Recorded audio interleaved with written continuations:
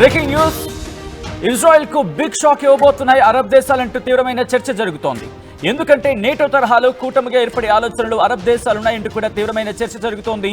NATO తరహా కూటమికి ప్రయత్నాలు ముమ్మరం చేసినట్టుగా తెలుస్తోంది సౌదీ అరేబియా. దోహాపై ఇజ్రాయెల్ దాడి తర్వాత ఆగ్రహంగా ఉన్నాయి అరబ్ కంట్రీస్. ఇప్పటికే ఖతార్కు ముస్లిం దేశాల నుంచి ఇటు సంఘీభావం, సానుభూతి రెండు వ్యక్తమవుతున్నాయి. ఇజ్రాయెల్ పై కలిసికట్టుగా ప్రతీకారం తీర్చుకోవాలని ప్రతిజ్ఞకు దిగినట్టుగా తెలుస్తోంది. ఇప్పటికే ఈ అంశానికి సంబంధించి తీవ్రమైన చర్చ జరుగుతున్న క్రమంలో రేపు లేదా ఎల్లుండి ఈ 2-3 రోజుల్లోని దోహాలో అరబ్ దేశాలు సమ్మిట్ నిర్వహించబోతున్నాయి. ఈ సమావేశంలో ఇజ్రాయెల్ పై తీర్మానం తీసుకునే చర్యలపై నిర్ణయం తీసుకునే అవకాశం ఉందంటూ కూడా చర్చ జరుగుతోంది. మరి ముఖ్యంగా Bahrain, Kuwait, Oman, Qatar, Saudi Arabia, అలాగే యునైటెడ్ అరబ్ ఎమిరేట్స్ ఈ గల్ఫ్ కోఆపరేషన్ కౌన్సిల్ కి సంబంధించి మాట్లాడుకునే క్రమంలో ఇవి భేటీ కాబోతున్నాయి. ఇప్పటికే అక్కడికి చేరుకున్న సందర్భం అంటే ఇటు యుఏఈ కావచ్చు, లేకపోతే సౌదీ అరేబియా కావచ్చు, ఇప్పటికే ఖతార్కి సంఘీభావం, సానుభూతి వ్యక్తం చేశాయి. ఇటు జోర్డాన్ కూడా తన సంఘీభావం వ్యక్తం చేసింది. ఈ నేపథ్యంలోనే నేటో తరహాలో ఒక ప్రత్యామ్నాయం ఉండాలి ఇటు గల్ఫ్ కంట్రీస్కి సంబంధించి. ఎందుకు ఈ ఆలోచన చేస్తున్నాయంటే యూరోప్ని ఎగ్జాంపుల్గా తీసుకోవడం జరుగుతోంది. ఎందుకంటే యూరప్ ఇప్పటికీ మీకు గుర్తుందా, యుక్రెయిన్ అధ్యక్షుడు జెలెన్స్కీ మాట చెప్పుకొచ్చాడు యూరోప్కి, మీరు మీ సైనిక వ్యవస్థను పెంచుకోవాలి, మీ సైన్యాన్ని పెంచుకోవాలి నేటో తరహా గురించి. ఎందుకంటే నేటో అనేది ఇప్పుడు అమెరికాకు సంబంధించి చూస్తున్నాం. సో అటువంటి పరిణామ క్రమంలో ఇటు తమంతకు తాముగా అంటే వాళ్ళ డిఫెన్స్, మరి ముఖ్యంగా అమెరికా చెప్పినట్టుగా డిఫెన్స్ పెంచుకోవాల్సిన పరిస్థితి ఏర్పడింది నేటోకి సంబంధించి మాట్లాడుకునే క్రమంలో యూరోప్ మీద. సో యూరోప్కి తనంతట తానుగా ఒక సెక్యూర్కి సంబంధించి మాట్లాడుకునే క్రమంలో నేటోనే base. Of course NATO base ఉంది వాళ్ళకి, కానీ మాట్లాడుకుంటే యుక్రెయిన్ ఏమంది, మీరు మీ సైన్యాన్ని పెంచుకోవాలి, మీరు మీ డిఫెన్స్ని పెంచుకోవాలి అనుకున్న తర్వాత యూరోప్ ఇండివిజువల్గా ప్రతి దేశం తమ సైన్యాన్ని, తమ సైనిక వ్యవస్థను పెంచుకుంటున్నాయి. బట్ వాళ్ళ డిఫెన్స్లో ఏకంగా 2% నుంచి 5%, 10% ఏదో పెరిగిన క్రమం చూసాం కదా ఎప్పుడు అమెరికాకు సంబంధించి డైరెక్షన్స్ ఇచ్చిన తర్వాత. సో ఇది ఎగ్జాంపుల్గా తీసుకోవడం జరుగుతున్నాయి గల్ఫ్ కంట్రీస్. ఈ జీసీసీ గల్ఫ్ కంట్రీ కౌన్సిల్ ఇప్పుడు ఈ అంశానికి సంబంధించి తీవ్రమైన ఆలోచనలో పడింది అంటూ కూడా చర్చ జరుగుతున్న క్రమం. సో ఈ నేపథ్యంలోని ధీటైన జవాబు ఇచ్చేందుకు, ఖతార్ మీద జరిగిన దాడికి ధీటైన జవాబు ఇచ్చేందుకు సిద్ధమవుతున్నట్టుగా ఇటు పెద్ద ఎత్తున ప్రచారం జరుగుతోంది. ఎందుకు ఈ చర్చ జరుగుతోంది అనేది కూడా నేను ఒకసారి మీకు వివరించే ప్రయత్నం చేస్తాను. గత కొద్ది రోజులుగా జరుగుతున్న పరిణామక్రమం గురించి ఒక్కసారి మనం మాట్లాడుకునే ప్రయత్నం చేస్తే, కొద్ది రోజుల క్రితం అమెరికా వెళ్ళింది. ఎక్కడికి అంటే అమెరికా అధ్యక్షుడు డొనాల్డ్ ట్రంప్ ఇటు వెళ్ళాడు. వెళ్ళిన తర్వాత అంటే ఖతార్ కావచ్చు, ఈ ప్రాంతాలకు వెళ్ళిన సందర్భం ఉంది, మాట్లాడుకున్నాం కదా. ఎందుకంటే ఆ టైంలో ఎటువంటి వెల్కమ్ పలికారో మనం చూసాం. ఏకంగా అగ్రరాజ్యాధిపతికి అగ్రతాంబూలం అనేది చెప్పుకోవాలి అటువంటి పరిస్థితి. ఒక్కసారి నార్మల్గా చెప్పే ప్రయత్నం చేస్తాను. అమెరికా అధ్యక్షుడిని అప్పుడు సంతోషపెట్టడానికి మచ్చిక చేసుకోవడానికి ఆపసోపాలు పడిపోయాయి అనే మాటను బహుశా ఇది అతిశయోక్తి కాదేమో. ఎందుకంటే ఈ ఆయిల్ రిచ్ అరబ్ కంట్రీలకు సంబంధించి మాట్లాడుకున్న క్రమంలో ట్రంప్ ఎటువంటి మరి ముఖ్యంగా ట్రంప్ ఎలా వ్యవహరించాడు అంటూ కూడా ఒక రకమైన సోషల్ మీడియాలో చర్చ జరుగుతుంది. ఒకసారి మీరు చూస్తే అర్థమైపోతుంది. Coming back to the subject here again, ఇటు పశ్చిమాసియాకు సంబంధించి మాట్లాడుకుంటే అమెరికా అతిపెద్ద వైమానిక స్థావరం ఖతార్లోనే నిర్మించుకుంది. 4 నెలల క్రితం ఇదే ట్రంప్ వచ్చినప్పుడు రెడ్ కార్పెట్ వెల్కమ్ పలికింది. రెడ్ కార్పెట్ వెల్కమ్ పలికి వేల కోట్ల రూపాయల రక్షణ సామాగ్రికి సంబంధించి, డిఫెన్స్ ఎక్విప్మెంట్కి సంబంధించి కొనుగోళ్లతో ట్రంప్ను ఖతార్ సంతోషపెట్టింది. అంతేకాదు అత్యంత విలాసవంతమైనవి కావచ్చు, లేకపోతే ఇంకా చెప్పాలంటే 3,500 కోట్ల విలువైన బోయింగ్ విమానాన్ని ఖతార్ రాజు గిఫ్ట్గా ఇచ్చాడు అమెరికాకు. సో ఇవన్నీ కూడా ఇంత భారీ బహుమతి ఇచ్చినప్పటికీ మిత్రదేశాన్ని ట్రంప్ ఈ రీతిన కంగు తినిపించాడా అంటే తను నమ్ముకున్న వ్యక్తి, 4 నెలల క్రితం వచ్చిన వ్యక్తి ఇప్పుడు ఇజ్రాయెల్కి సంబంధించి మాట్లాడుకునే క్రమంలో ఎటువంటి డెవలప్మెంట్ అంటే ఇటు అమెరికాకు తెలియకుండా ఇజ్రాయెల్ దాడి చేస్తుందా? సో ఈ చర్చ కదా జరుగుతోంది ఇక్కడ. సో ఈ నేపథ్యంలోని ఇప్పుడు ఇవన్నీ కూడా అంటే రేపు మాపు ఇక మాకు ఎప్పటికైనా ముప్పే ఇది. ఈ రోజు కనుక మనం అడుగు వేయకపోతే ఈ పరిణామాలు మన మెడకు చుట్టుకుంటాయనే క్రమంలో ప్రస్తుతం గల్ఫ్ కంట్రీలు ముందడుగు వేసే అవకాశం ఉంది అంటూ కూడా చర్చ జరుగుతోంది. కానీ ఇంట్రెస్టింగ్గా చూడండి, కేవలం అరబ్ కంట్రీసే మొత్తం ముస్లిం దేశాలతో వెళతాయా అనేది ఇంట్రెస్టింగ్. ఎందుకంటే పాకిస్తాన్ వస్తుంది, ఇంకా మాట్లాడుకుంటే చాలా ఉంటుంది, ఆ రీజన్కి సంబంధించి మాట్లాడుకోవాలి. కానీ ఇక్కడ ఈ గల్ఫ్ కౌన్సిల్ ఉంది కదా, గల్ఫ్ కోఆపరేషన్ కౌన్సిల్ అంటే Bahrain, Kuwait, Oman, Qatar, Saudi Arabia, United Arab Emirates ఇవే ఉంటాయా లేకపోతే ముస్లిం కంట్రీస్ని కూడా తీసుకుంటాయా? ముస్లిం కంట్రీస్ అంటే ఆ లిస్ట్ ఇంకా పెద్దదే ఉంటుంది. ఇటు పాకిస్తాన్ నుంచి మొదలుపెట్టి, టర్కీ నుంచి మొదలుపెట్టి, జోర్డాన్ కావచ్చు, ఇవన్నీ కూడా దాంట్లో వచ్చేస్తాయి కదా. మరి ఏం చేయబోతుంది అంటే నేటోలో చూసుకుంటే 32 దేశాలు ఉన్నాయి అంతే కదా. ఒకవేళ సబ్జెక్ట్ కరెక్షన్ అటు ఇటు 32 దేశాలు ఉంటాయి. సో అటువంటిది నేటోలో అన్ని దేశాలుండి అవి అంత డిఫెన్స్ ఎక్విప్మెంట్ పెట్టి అగ్రరాజ్యం దానికి లీడ్గా ఉంటే, ఒకవేళ వీళ్ళు పెడితే కనుక అంటే ఇది గల్ఫ్ కోఆపరేషన్ కౌన్సిల్ నేటో కింద ఉంటుందా? నేటో అంటే నార్త్ అట్లాంటిక్ ట్రీటీ ఆర్గనైజేషన్, అది దానికి సంబంధించి. బట్ ఇప్పుడేం జరగబోతోంది? వీళ్ళేం పేరు పెడతారు? ఎందుకంటే ఇవన్నీ కూడా ప్రస్తుతం క్యాలిక్యులేషన్లోకి రాబోతున్నాయి.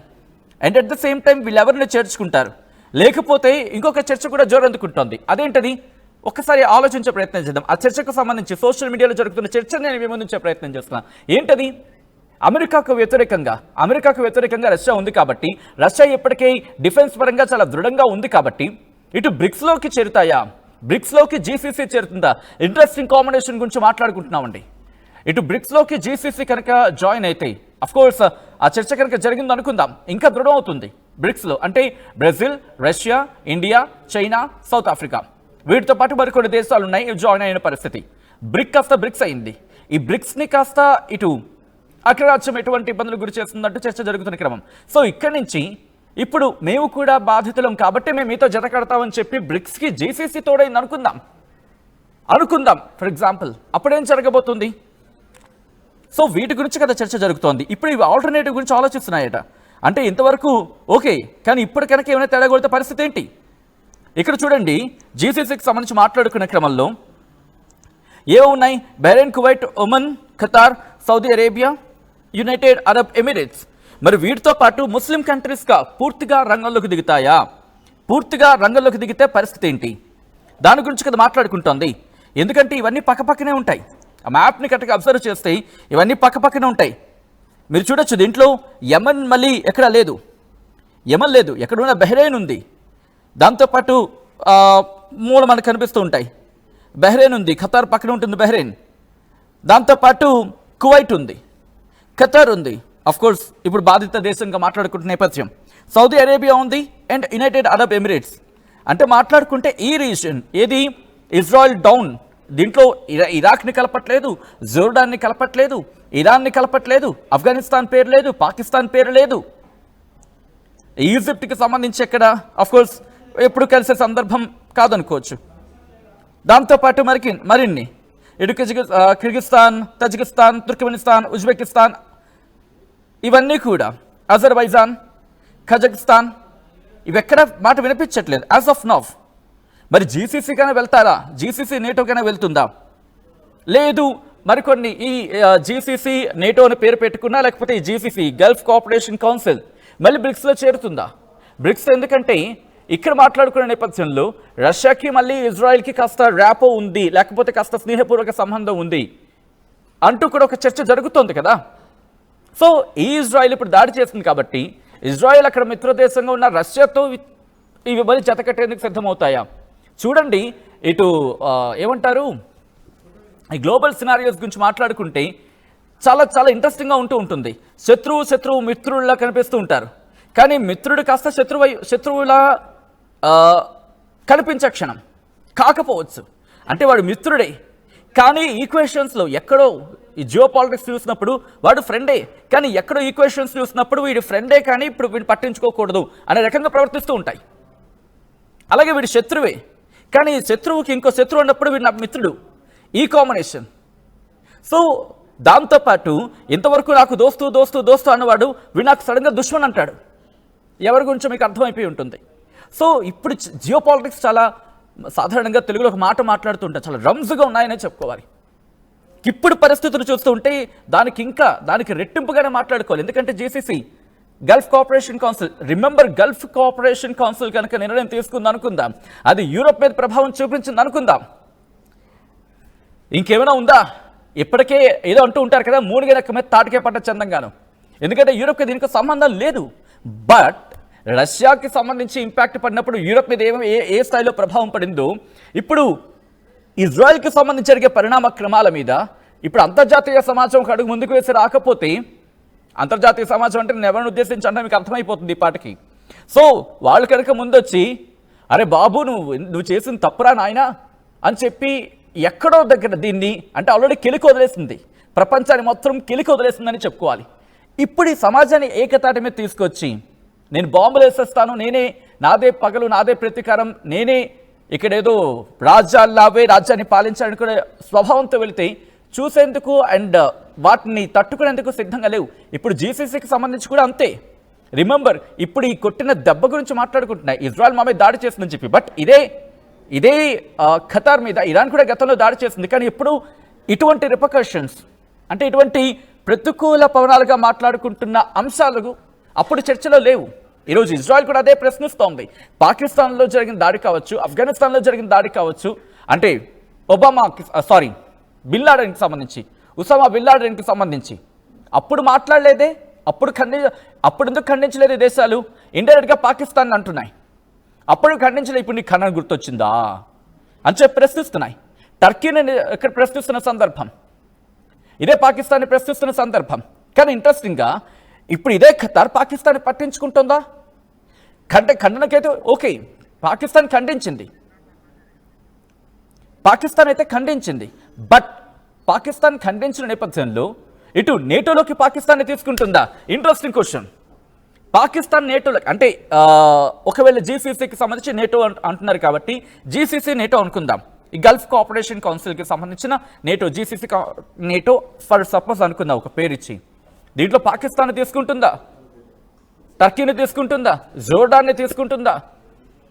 ఇవన్నీ చాలా చాలా కుప్పలుగా రైజ్ అవుతున్న క్వశ్చన్స్. లేదు, కాదు, కూడదు, ఇప్పుడు మనకెందుకు, ఒక్కసారిగా మనం మళ్ళీ బిల్డ్ చేసుకోవాలంటే మళ్ళీ ఏమైనా రిపర్కషన్స్ వస్తాయని భావించి రష్యాతో అంటే బ్రిక్స్తో అంటే రష్యా, చైనా, ఇండియా ఇవన్నీ ఉన్నాయి కాబట్టి ఇటువైపు వచ్చే అవకాశం ఉంటుందా? ఆల్రెడీ ఏషియా ఫైట్ చేస్తుంది కాబట్టి మనం కూడా ఏషియాలో భాగంగా ఉన్నాం కాబట్టి మనకు కూడా వెళ్ళి కలిసిపోదామని చెప్పి ఫిక్స్ అయితే మిగిలిన ముస్లిం దేశాలని కలవనిస్తాయా ఈ బ్రిక్స్ దేశాలు? ఇప్పటికీ కొన్ని దేశాలు ఉండొచ్చు కాక, అది వేరే విషయం. ఇప్పుడు ఏం జరగబోతుందనేది ఆసక్తి కలుగుతోంది. ఈ కథను మిమ్మల్ని కాస్త కలవరపరచొచ్చైతే మిమ్మల్ని కలవరపడకు గురి చేయడం ఆర్టీ ఉద్దేశం కాదు. కానీ ఇటువంటి కథనాన్ని చూసినప్పుడు కాస్త కలవరపడగురే అవకాశం ఉంటుంది కాబట్టి దీనికి సంబంధించి తగిన జాగ్రత్తలు తీసుకోవాలని ఆర్టీవీ సూచించడం జరుగుతోంది. గత 2 రోజులుగా జరుగుతున్న పరిణామాలు, this is disturbing content, video description is advice. గత 2 రోజులుగా జరుగుతున్న పరిణామాలు ఇప్పుడు అనేక క్వశ్చన్స్కి ఆజ్యం పోస్తున్నాయి. కాబట్టి ఒకసారి ఆ విజువల్స్ చూద్దాం, ఆ తర్వాత ఇన్ డీటెయిల్గా మాట్లాడుకునే ప్రయత్నం చేద్దాం. ఒకసారి ఆ దృశ్యాలు చూద్దాం.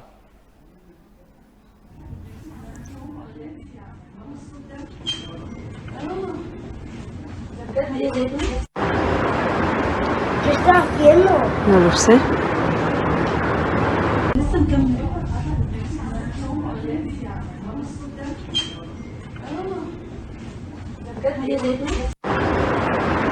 ¿Qué está haciendo? No lo sé.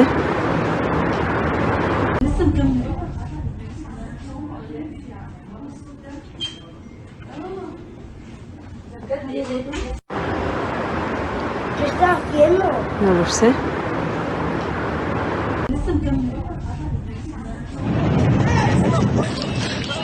Oh my god! Oh my god! Oh my god! Sana hindi kumami yung kotse. Oh my god!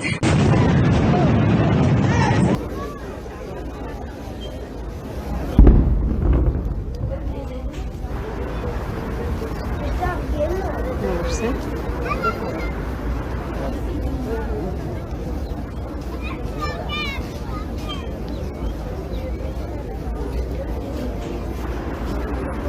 ¿Qué está haciendo? No lo sé.